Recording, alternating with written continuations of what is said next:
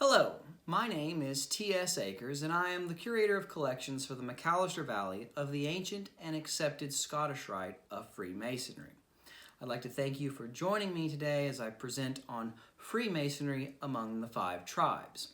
I was originally scheduled to give this talk at Honey Springs Battlefield in McIntosh County, but owing to the current state of affairs, I'm now joining you from my study.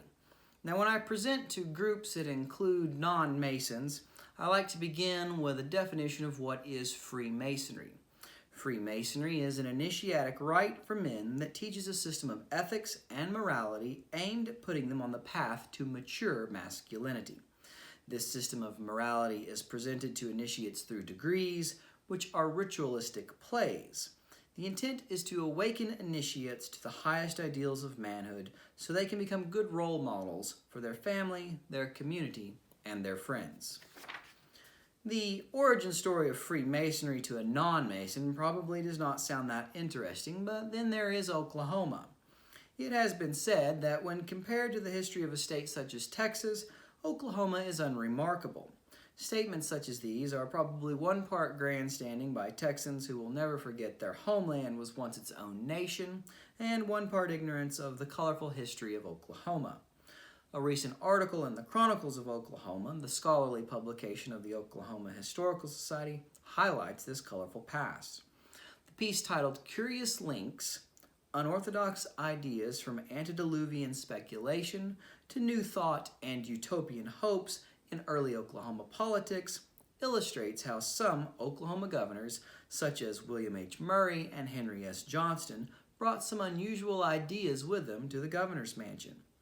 The general argument of the paper is that nationally, early Oklahoma politicians were viewed as a bunch of cranks, a statement that holds true today. Governor Johnston served the Grand Lodge of Oklahoma as Grand Master in 1924. He was impeached as governor for general incompetence in 1929. Johnston had managed to avoid impeachment 2 years earlier by calling out the National Guard to prevent the state legislature from convening. Johnston was a serial joiner, and his involvement with yoga, of all things, was his undoing. And if you come visit us in McAllister, you can see Johnston's Knight Templar uniform on display. Of course, the region that is known as Oklahoma today was first known as Indian Territory. Oklahoma is a Choctaw word meaning red people. The name was first proposed by Choctaw Principal Chief Allen Wright during treaty negotiations with the federal government in 1866. Wright's suggestion was employed by the Brethren of Oklahoma Lodge No. 217 when that lodge was chartered in 1868. The region that became Oklahoma was originally home to the Caddo, Osage, and Wichita nations. Cherokees who had voluntarily migrated to Arkansas in 1812 would periodically cross into Osage country, leading to an ongoing feud between the two tribes. This caused Colonel Matthew Arbuckle to move elements of the 7th U.S. Infantry Regiment west from Fort Smith in 1824 to establish a post at the confluence of the Grand and Arkansas rivers in order to maintain peace on the frontier. The establishment of Fort Gibson by Arbuckle, a Freemason, ushered the arrival of Freemasonry in the region. Fort Gibson was named for Commissary General George Gibson, a veteran of the War of 1812. At the time of its establishment, the post was essentially the end of the earth. It quickly developed a moniker as the charnel house of the Army, as 298 soldiers died of disease there between 1834 and 1835, with 600 cases of illness reported in the third quarter of 1835 alone. Suffice it to say, life on the frontier was not easy. As Fort Gibson would come to play an integral role in the affairs of the five tribes, it grew to have the largest garrison of any American military post.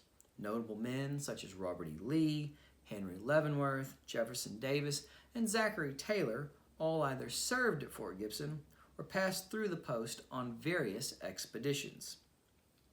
While some Choctaw and Chickasaw hunting parties regularly came to what would become the Indian Territory in pursuit of buffalo, the first full-scale immigration of the five tribes occurred in 1827, when roughly 700 Creeks led by Chili McIntosh made their way west in the wake of the Treaty of Indian Springs. known as the McIntosh Party for their support of Chief William McIntosh and his ceding of Creek lands for land west of the Mississippi. These Creeks settled in the Three Forks area near Fort Gibson. The Western or Old Settler Cherokees were removed from Arkansas the following year. It is estimated the Indian Removal Act of 1830 would see over 58,000 members of the 5 tribes either emigrate or be forcibly removed to the Indian Territory. The 5 tribes were, as they remain today, sovereign nations. This required the United States to enter into treaties with the 5 tribes, which often made travel to Washington, D.C. necessary for tribal headmen. For the mixed bloods that dominated tribal politics, this interaction with white culture was not foreign. The Cherokee William P. Ross, the Choctaw Peter Pitchlynn, and the Creek Chili McIntosh were all of Scottish descent. It was on a diplomatic visit to Washington, D.C. that William P. Ross was made a Freemason at Federal Lodge No. 1 in 1848. Pitchlynn would also become a Freemason in Washington, D.C., and both he and Ross became Royal Archmasons there. The 1839 Act of Union brought together the Western Cherokees, formerly of Arkansas, and the recently removed Cherokees as the Cherokee Nation, establishing their capital at Tahlequah. It was here on November 9, 1849, that Cherokee Lodge No. 21 was chartered by the Grand Lodge of Arkansas. The first lodge secretary was William P. Ross, who would go on to become principal chief of the Cherokee Nation. The members of Cherokee Lodge were granted land by the Cherokee National Council for their first permanent lodge hall in 1852. They erected a 2-story structure within a year, which was shared with the Sons of Temperance. The lodge hall became a center of civic activity and was used for a variety of purposes, including schooling and church meetings. For the Cherokees, Freemasonry quickly became a part of the fabric of their community. Additional lodges with primarily indigenous membership that were chartered included Choctaw Lodge No. 52, Flint Lodge No. 74, and Muskogee Lodge No. 93. Located at the Creek Agency, Muskogee Lodge No. 93 was chartered on November 9, 1855 by the Grand Lodge of Arkansas. Lodge legend states that George W. Stidham, the Reverend C. M. Slover, and Joseph M. Cootie traveled by horseback to Little Rock, Arkansas to obtain a dispensation for a new lodge. Cootie had been the first junior warden of Cherokee Lodge No. 21 and served as the first worshipful master of Muskogee Lodge. Like numerous tribal headmen, George W. Stidham had become a Freemason while in Washington, D.C. He became the second worshipful master of Muskogee Lodge and would go on to serve as Chief Justice of the Muskogee Creek Nation. The annual reports to the Grand Lodge of Arkansas show that Muskogee Lodge No. 93 had 26 members in 1856. This number had grown to 41 by 1859. Cherokee Lodge No. 21 saw similar growth with 31 members in 1850 and 54 in 1859.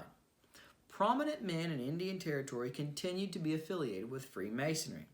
At Cherokee Lodge, W.S. Adair, superintendent of the Cherokee School, served as junior warden in 1850.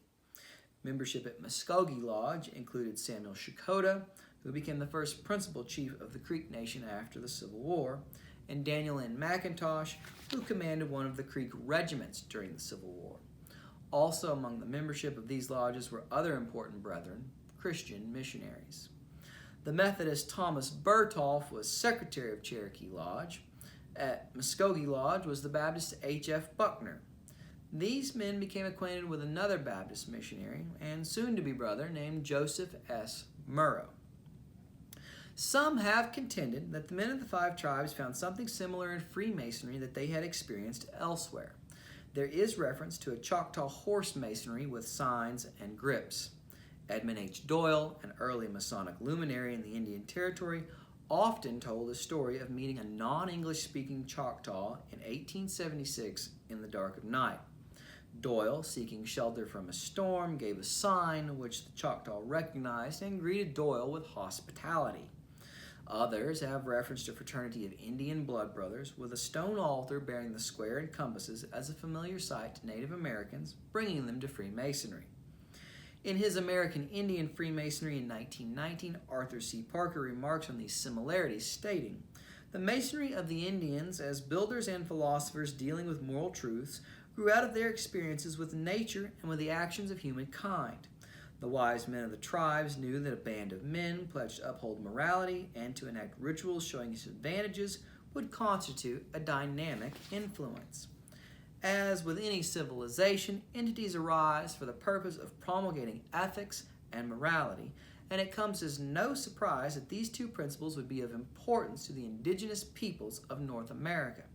As Dennis Chernicki concluded in his paper, Freemasonry and Native American Traditions, indigenous peoples simply did not practice Freemasonry prior to contact with Europeans. What many of the men of the five tribes saw in Freemasonry was a connection that could help preserve their tribal existence. Conversions to Christianity were common among the five tribes in the 19th century. Chili McIntosh of the Creek Nation was ordained as a Baptist minister by the Reverend H.F. Buckner, a Freemason, in 1848. Chili's half-brother, Daniel N. McIntosh, a member of Muskogee Lodge, also became a Baptist minister. The men who were either responsible for providing for the needs of the five tribes or who could provide legislative influence were often Freemasons. For the five tribes, it was the Masonic Lodge that could be turned to for schools, churches, relief agencies, and post offices. The Civil War would interrupt Freemasonry in the Indian Territory, and it was particularly devastating to the region. An anonymous writer for the Indian Journal recalled the situation in 1878, writing, "At the close of the war, families were again gathered together, only to find their farms desolate, their homes burned, their fences destroyed, their fields overrun with weeds, their church and school buildings even burned." All of the five tribes became embroiled in the conflict, and Masonic activity in the region ceased. The proceedings of the Grand Lodge of Arkansas make particular note of lodges being destroyed as federal troops moved through that state. The lodges of Indian Territory were carried on the rolls by the Grand Lodge of Arkansas through the Civil War, though no dues payments or annual returns or annual reports were being sent to Arkansas. By 1865, the Indian Territory lodges were considered to be in default. To remedy this, they were required to provide copies of their charters to prove they still existed and to remit their outstanding dues by June 1st, 1866, or their charters would be withdrawn. Having received no response by the given date, the Grand Lodge of Arkansas withdrew the charters of Cherokee, Choctaw, and Muskogee lodges in 1867. The reality of the situation was that the charter of Muskogee Lodge still existed. Joseph Cootie had carried the charter with him throughout his service with the Confederacy. As men returned to what was left of their homes, they began to resume their Masonic activity when possible. Those Indian Territory lodges that responded to the notice sent them by the Grand Lodge of Arkansas reported that few of their members were left in the region. Cherokee Lodge, for example, had also saved its charter, but only had 5 members still within the jurisdiction of the lodge. The war did bring 2 notable men to the Indian Territory. In March of 1861, Albert Pike was appointed commissioner to the Indian Territory by the Confederacy for the purpose of negotiating an alliance with the 5 tribes. Pike had become a Freemason in Western Lodge No. 2 of Little Rock, Arkansas in 1850. He was elected Sovereign Grand Commander of the Scottish Rite in 1859.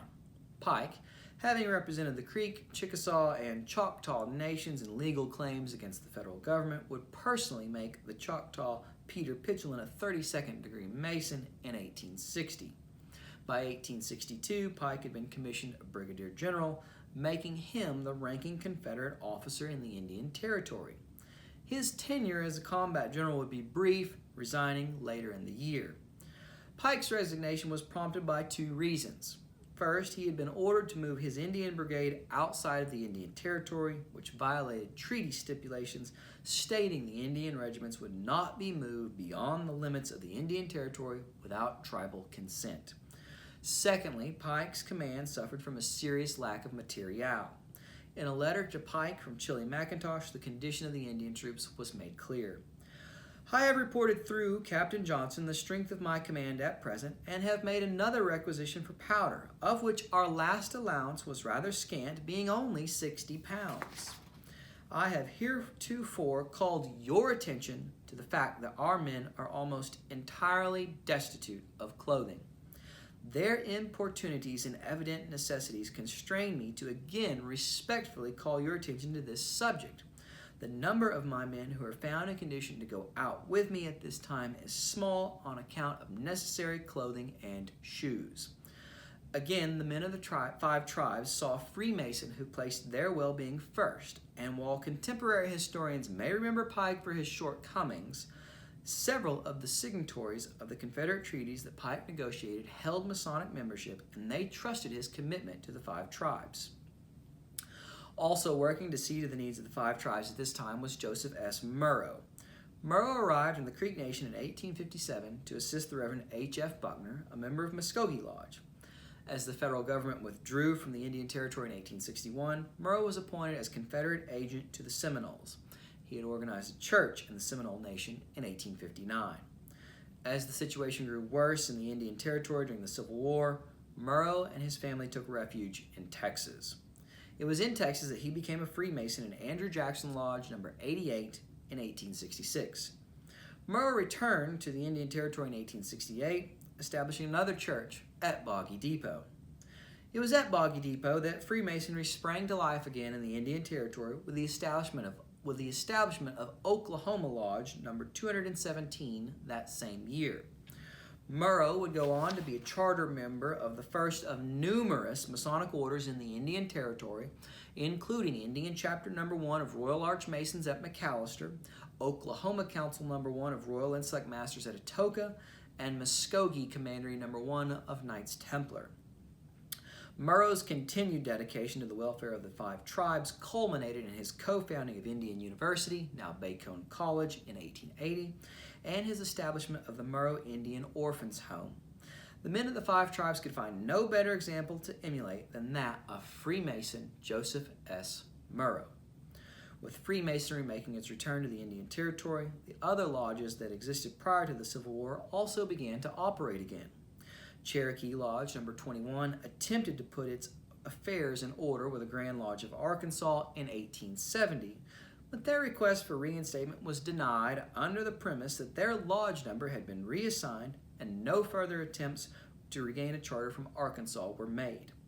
The Brethren of Choctaw Lodge number 52 at Dokesville near Fort Towson received a new charter to operate as Dokesville Lodge number 279 in 1871. Caddo Lodge number 311 was another new lodge in the Choctaw Nation chartered in 1873. The Brethren of Flint Lodge number 74, who had moved their charter to Wilsonville, Arkansas during the war, returned to the Cherokee Nation in October of 1873. After the war, George W. Stidham moved to Eufaula and opened a store. It was in the second story of that edifice that Muskogee Lodge reconvened.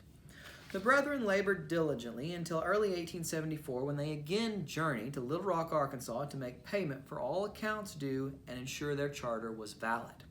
For the sum of $80, Muskogee Lodge was able to settle their accounts and secure permission to resume labor. Unfortunately, Muskogee Lodge's original number had been reassigned by the Grand Lodge of Arkansas, and a new charter was issued as Muskogee Lodge number 90.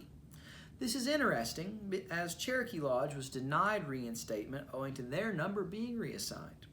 Cherokee Lodge historian George W. Moser speculated that the true reason for the denial was owing to the large factions of Cherokees supporting the Union during the Civil War.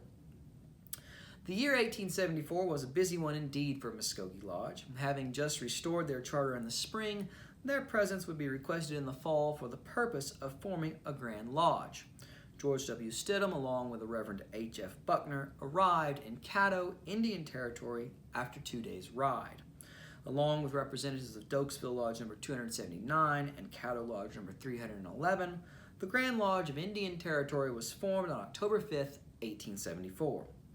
The first Grand Master was Granville McPherson, editor of the Caddo Star, with Stidham serving as Grand Treasurer and Buckner as Grand Chaplain.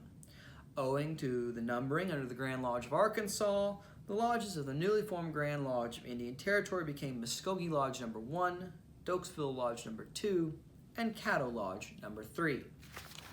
Muskogee Lodge would change its name to Eufaula Lodge in 1889.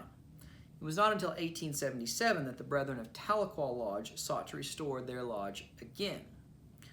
A dispensation was granted by Joseph S. Murrow, the second Grand Master of Indian Territory, and a charter ultimately issued on September 5th for Cherokee Lodge No. 10. While progress was to be seen everywhere across Indian Territory after the Civil War, the young Grand Lodge of Indian Territory was not immediately granted recognition by her sister jurisdictions. Oklahoma Masonic historian Charles E. Krieger noted that where Indian Masons were known, they were respected and honored. The Indian Mason had come in direct contact with very few of his white brethren, except in Washington, Fort Smith, and Little Rock. The Eastern and Southern and Northern Masons had not enjoyed the opportunity of meeting such men. Their knowledge of Indians was gained from the popular romantic literature of the day, which maligned rather than depicted the Indian character. Many questions were asked of the lodges of Indian Territory concerning their regularity, even though they had been chartered by the Grand Lodge of Arkansas. It would even take until 1878 for the Grand Lodge of Kansas, which had chartered Alpha Lodge No. 122 at Fort Gibson in 1872, to recognize the jurisdiction of the Grand Lodge of Indian Territory. In time, though, recognition spread across the Masonic world. Most notably was the receipt of recognition by the Grand Lodge of Ireland in 1893. The Irish Brethren sent a special jewel to acknowledge the moment, which has since been deposited in the collections of the McAllister Scottish Rite Valley. Today, the 4 original lodges of primarily indigenous membership live on as Eufaula Lodge No. 1, Cherokee Lodge No. 10, and Flint Lodge No. 11. The original Choctaw Lodge, which became Dokesville Lodge No. 2, ceased to operate in 1943.